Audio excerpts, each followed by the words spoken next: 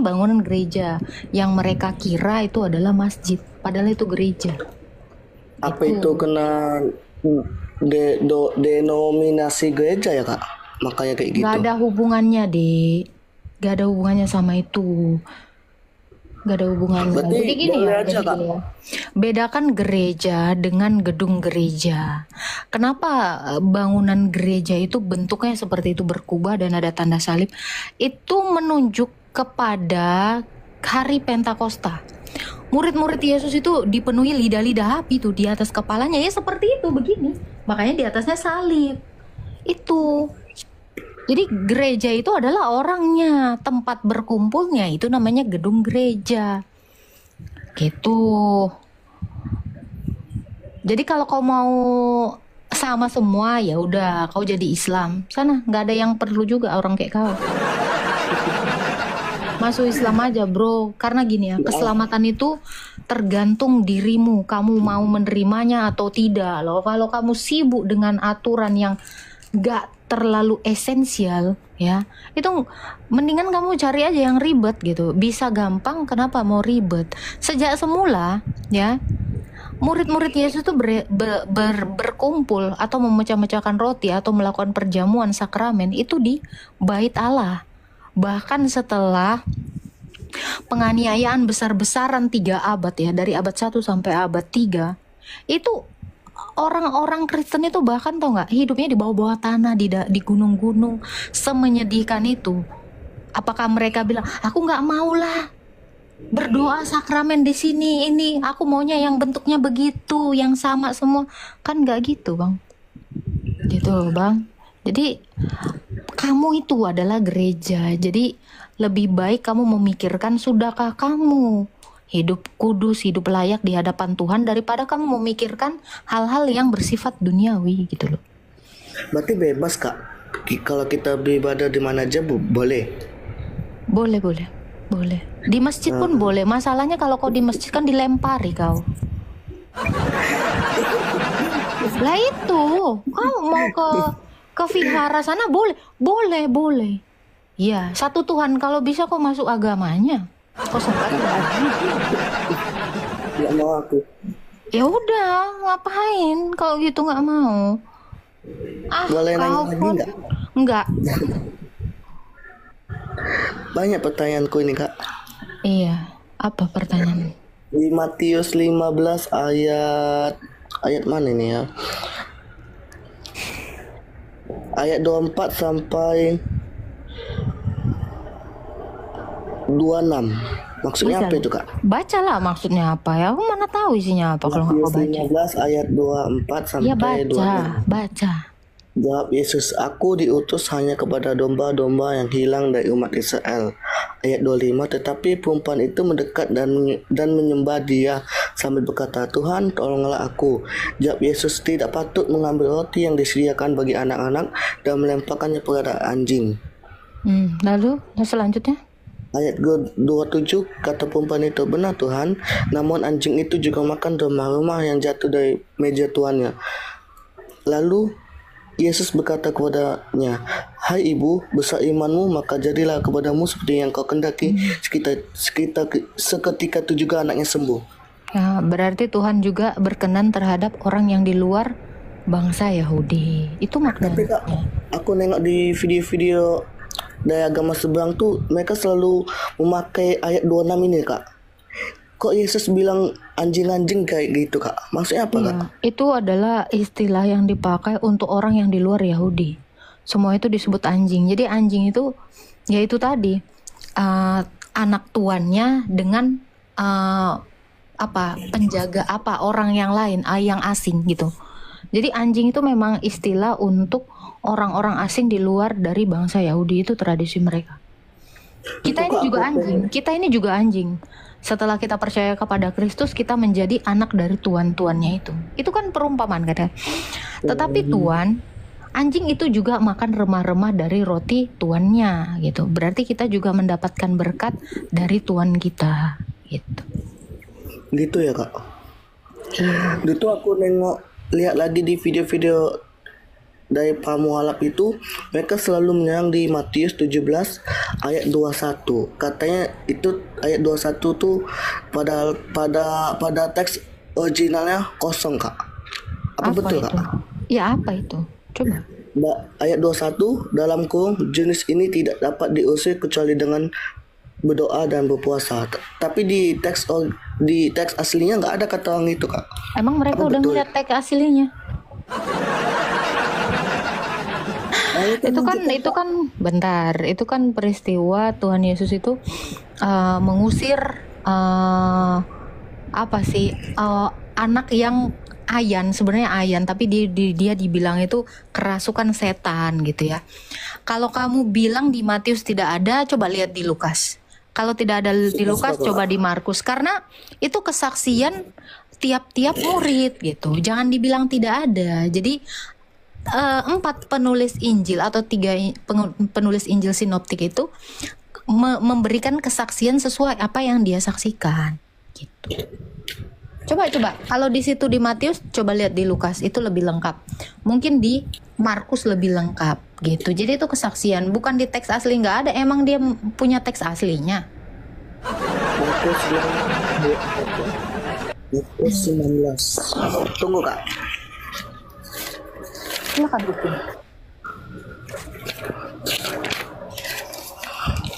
9 ayat 14-29. 14-29.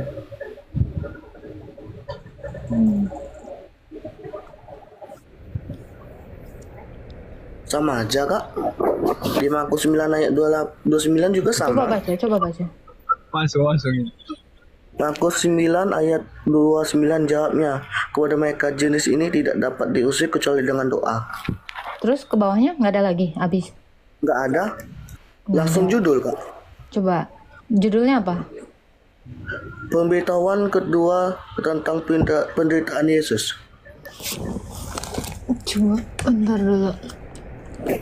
Di teks aslinya nggak ada, yang mana? Yang nggak ada itu apa? Saya penasaran. Matius berapa, bro? Matius 17 ayat 21. Katanya nggak ada. Langsung nyambung ke ayat 22. Katanya itu tuh kayak Yang gimana nggak ya? adanya itu apa? Yang nggak adanya itu apa? Kosong kayak gitu, Kak. Kosongnya yang mana? Ayat 21 itu langsung melompat ke ayat 22. Lah ya udah, itu lanjutannya. Terus apanya yang kosong? Di ayat 21, maksudnya ayat 21 tuh di teks aslinya kosong, tapi di terjemahan kita nih ada isinya, Kak. Itu Teks kata aslinya mereka. kosong. Di mana teks aslinya? Coba Iya. tunjukin lah. Nggak tahu, aku tengok di labnya Sinanda. Oh, botol. Udah, kau masuk Islam aja sana. Tontonlah Enggak, live-nya. ngapain?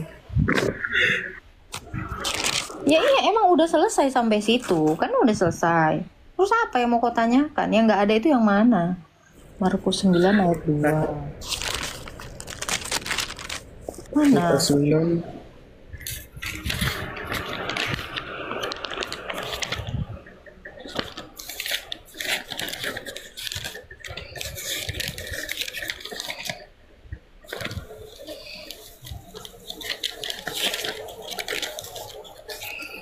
Mana sih? Oh, Markus 9 ayat 14. Ini ada. Banyak ini. Terus yang mana? Mana yang nggak ada itu yang mana, bro? Karena aku nengok omongan Sinanda tuh di Matius 17 ayat 21 tuh pada teks aslinya nggak ada, kosong, padahal di teks terjemahannya ada. Oke, kalau dia bilang teks aslinya kosong, tunjukkanlah teks aslinya. Gitu aja repot. Kan gitu kan? Masalahnya teks aslinya pun nggak bisa kau lihat ini. Karena ini salinan-salinan semua. Giliran saya mau nanya. Ada lagi, bro. Kalau teks asli siapa yang megangnya, Kak? Rayap. Menurut Kakak duluan Katolik atau Ortodoks, Kak? Islam duluan, Islam. Ah, Islam? Kok Islam? Iya, soalnya Fir'aun Islam, Adam Islam, semua Islam. Iya, wah, capek kalau aku jawabin kau. Apalagi? Udah itu aja kak. Iya, Makasih ya kak. iya, bahkan Allah Islam. Kok kaget kan?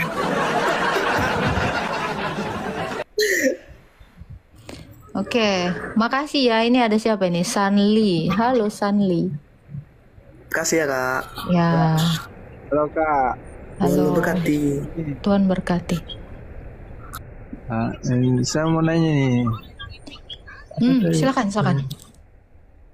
itu kenapa Rasul Petrus itu disalib apa? Terbalik. Kemudian dijadikan oleh antikris itu sebagai lambang oleh antikris itu sebagai lambang penghinaan. Enggak, dia disalib itu sebelumnya dia tidak terbalik. Justru dia bilang gini kan. Aku tidak layak disalib sama seperti Kristus, maka dia dibalikan. Itu akhir hidupnya tuh seperti itu.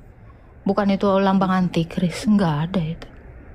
Karena dia tidak pantas disalibkan sama seperti Yesus, sehingga dia minta disalibkan terbalik. Jadi dia disalibkan terbalik itu oleh permintaannya sendiri. biasanya di Hah? para antikris itu salib terbalik itu. Terus maksudnya itu antikris itu biasanya kan lambang salib terbalik. Siapa bilang salib terbalik itu lambang antikris? Di mana, di ayat berapa itu dikatakan? Baru dengar aku.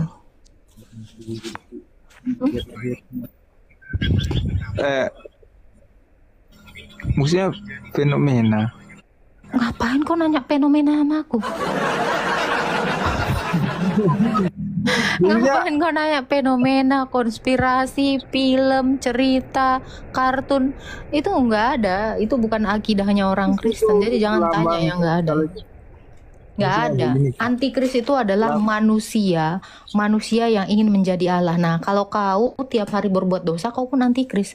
Memangnya apa antikris? Antikris itu ya. Jangan kalian kira ya monster apa segala macam ya. Antikris itu manusia.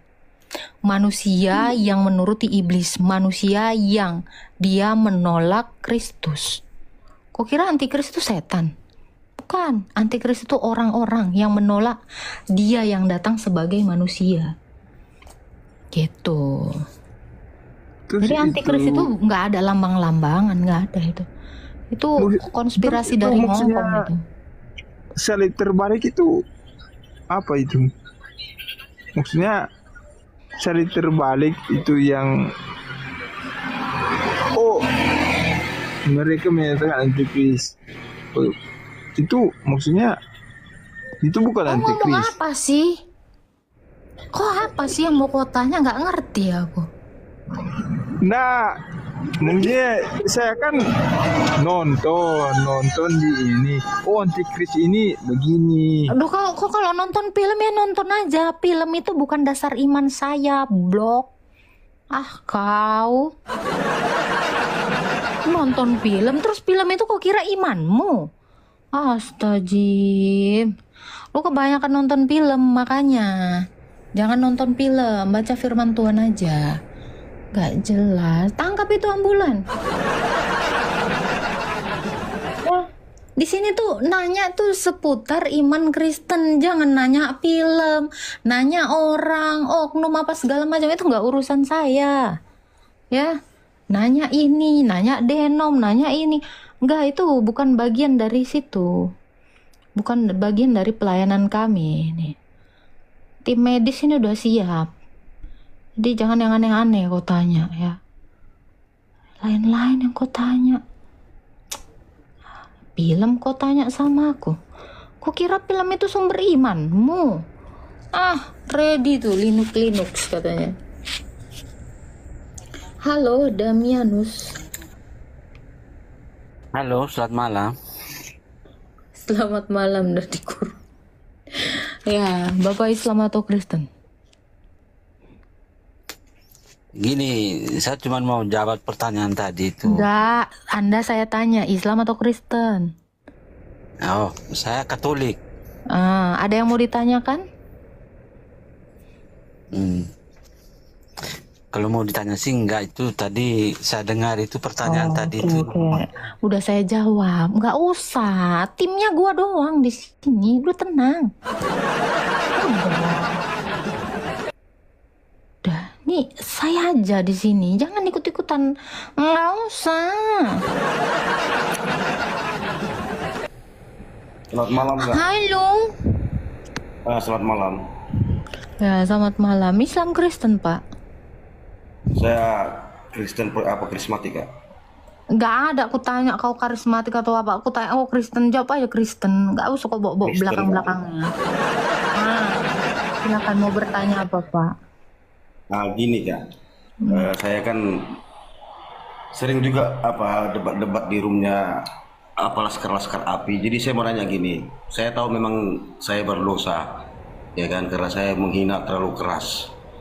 Karena saya pun kalau naik ke room mereka itu, Jangan curhat bang, apa pertanyaanmu? Apa? Langsung. salah nggak aku bilang sama mereka? Kalau nggak betul semua ayat yang kalian beberkan di live ini, kusumpahkan kalian mama kalian lonte. Jadi mereka nggak terima kalau aku ngomong kasar kayak gitu. Kau pun nggak cocok emang kau ngomong kayak gitu di sini juga. Kambing aja, kambing mantul. Kambing aja. Kau bahasa lu nggak beres. Ya udah sadar kau berdosa, minta maaf sama Tuhan. Ngapain kau ke roomku? Aku kan bukan Tuhan. Udah kau minta maaf lah sama Tuhan Yesus. Kau pengakuan dosa kau sama aku. Pengakuan dosa kau sama pendetamu atau imammu. Janganlah kesini. Kau pun ngomongnya nggak beres. Jaun, bose, halo. Halo, selamat malam. Hello, selamat malam. Islam Kristen bang? Islam. Ya silakan bang. Nak tanya apa? Saya mau nanya. Yang Kirain menciptakan saya dosa itu mau siapa? ikut Yesus. Apa bang? Siapa yang menciptakan dosa itu? Dosa itu bukan diciptakan. Dosa itu dilakukan untuk melanggar Tuhan, melanggar perintah Tuhan. Dosa itu nggak diciptakan bang. Kenapa? Dosa itu nggak diciptakan. Dosa itu adalah perbuatan yang melanggar perintah Tuhan. Itu dosa. Dosa kok diciptakan? Emangnya ini kambing? Dosa kan bukan kambing diciptakan. Ayolah, yang benar-benar aja lah pertanyaannya bang. Oke bang, siapa yang menciptakan Allah bang? Dia tidak diciptakan. Tuh.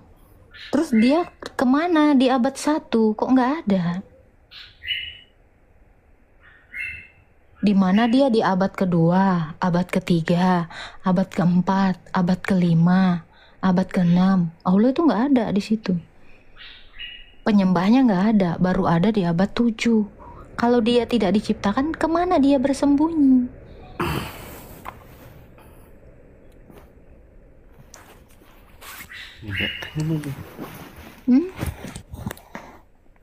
Gimana bang? Karena abad 5 itu nggak ada satu bangsa pun, satu orang pun yang menyembah Allah dan beragama Islam. Jadi bagaimana dia dikatakan tidak diciptakan? Coba, satu bangsa pun nggak ada bang yang beragama Islam di abad ke-5. Bahkan sebelum Muhammad berumur 40 tahun, di Arab sana, di Mekah sana, adanya pagan Quraisy. Itu bukan agama Islam. Jadi siapakah yang menciptakan Allah? Apakah dia jenis sesembahan baru? Atau bagaimana?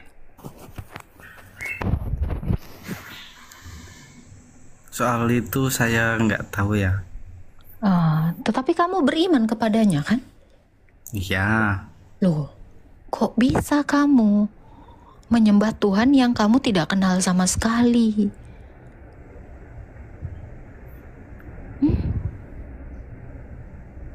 Harusnya kan kamu mengenal dulu, cari tahu dulu kebenarannya.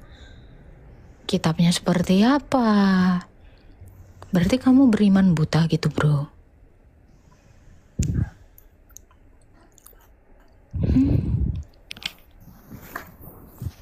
Sudah lama kamu Islam, bro? Sudah. Jadi selama kamu Islam, sejauh apalah kamu mengenal Tuhanmu? Saya mau jawab lagi satu lagi bisa? Oh, menjawab? Bertanya? Iya. Oke, silakan bertanyalah. Maryam sama Yesus Tuhan mana? Maryam itu nggak ada. Lebih kandung Yesus itu Oke, siapa? keilahian Yesus itu sebelum segala abad telah ada. Keilahian Yesus itu yang menciptakan Adam.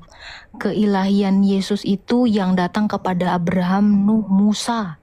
Ya, jadi lebih tua mana? Ya keilahian Yesus, karena di dalam Wahyu 1 ayat 17 dia berkata, "Akulah yang awal dan yang akhir." Itu. Jadi kalau ditanya Tuhan mana? Ya Tuhan keilahiannya Yesus. Karena Yesus itu adalah ilahi yang mengambil kodrat manusia. Nah, kodrat manusianya itu lebih muda dari Bunda Maria. Itu. Jadi Yesus itu adalah Allah yang mengambil Yang kodrat menciptakan manusia. Yesus itu siapa? Yang menciptakan Bunda Maryam itu siapa? Yang menciptakan Bunda Maria itu adalah Yesus dalam keilahiannya. Berarti Maryam melahirkan Tuhan gitu. Yang dia lahirkan kemanusiaannya, bukan keilahiannya. Keilahiannya kan bahkan yang bertemu dengan Musa, udah saya bilang tadi, yang bertemu dengan Abraham, bahkan yang membentuk Adam, itu adalah keilahian Yesus.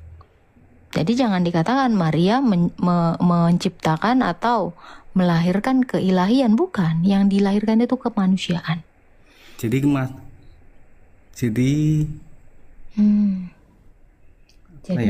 Jadi apa? Jadi bingung. Coba sekarang biar kamu nggak bingung ya. Perkataan Allah itu baru ada abad 7 atau dari kapan? Firman-Nya Allah.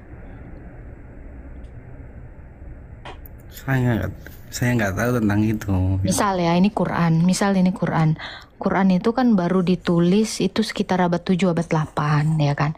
Ini Quran itu kan perkataannya Allah, wahyunya Allah. Nah, wahyunya Allah itu apa baru ada abad 7 atau abad 6 udah ada? Gak nyampe ya? Berat ya?